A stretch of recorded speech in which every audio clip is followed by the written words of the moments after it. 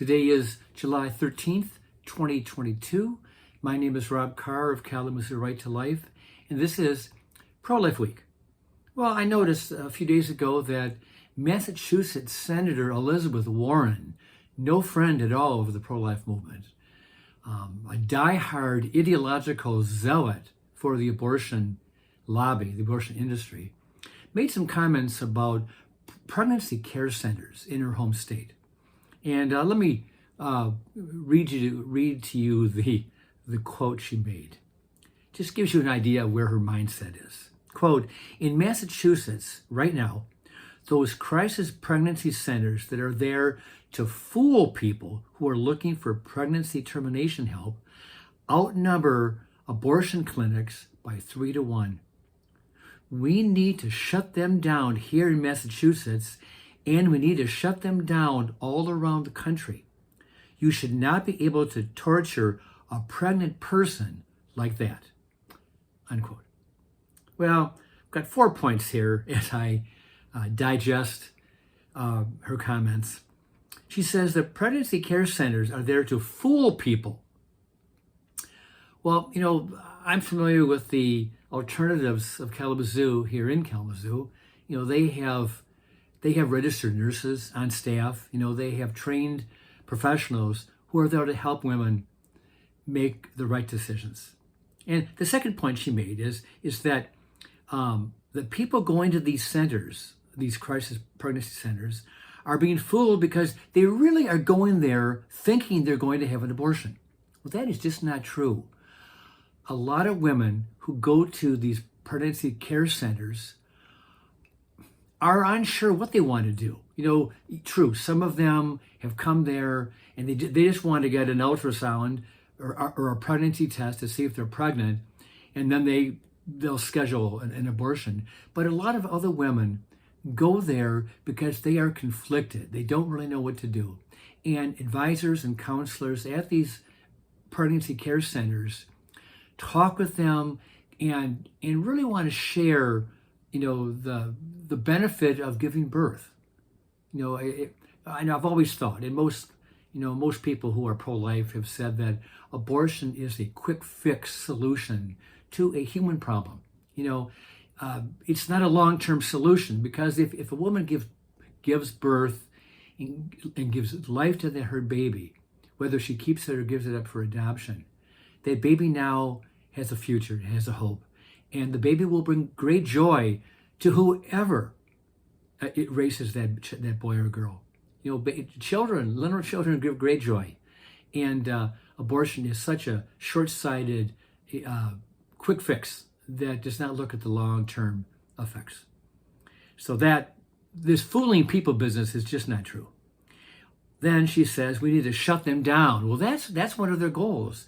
They do not want to see these 3,000 pregnancy care centers thriving all across our country that are doing a great work saving the lives of babies, and in the process, they're helping women make better life decisions and life choices, trying to avoid premarital sex or just a lot of promiscuity that leads to pregnancy.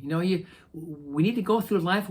There are consequences to our decisions and our actions, and helping women make better choices is better for her the rest of her life. Okay, so she wants to shut them all down because they're working. They are working. In her last comment, she says that these clinics should not be able to torture a pregnant person. Well, I think she probably means a pregnant woman, but right now the Democratic Party is incapable of saying the word woman to imply a biological woman, because to the Democrats, anybody can be a woman if they think it in their mind, which is insanity. But I find it funny, not funny, that's the wrong word. I find it tragic that she says that these pregnancy care centers should not be allowed to torture a woman. Torture. Who's being tortured at an abortion clinic? It's not the woman. The torture is being inflicted upon the innocent unborn baby in the womb who is executed, dismembered, brutally carved up by the abortionist. If that's not torture, I don't know what is. But pregnancy care centers do not torture women. Planned Parenthood tortures babies. They do. They kill innocent babies. I also saw today that the U.S. Immigration and Customs Enforcement, the ICE agency, will transfer pregnant migrant women across state lines to get their abortions. So if you're crossing illegally in Texas, which has a heartbeat bill law, basically saying that after 6 weeks, abortions are prohibited. If you are apprehended along the border in Texas, the federal government will transport you using tax dollars to, let's say, New Mexico, that does not have an anti-abortion law. So you can have your abortion procedure done in New Mexico. Just another example of how radical and extreme the Democratic Party is.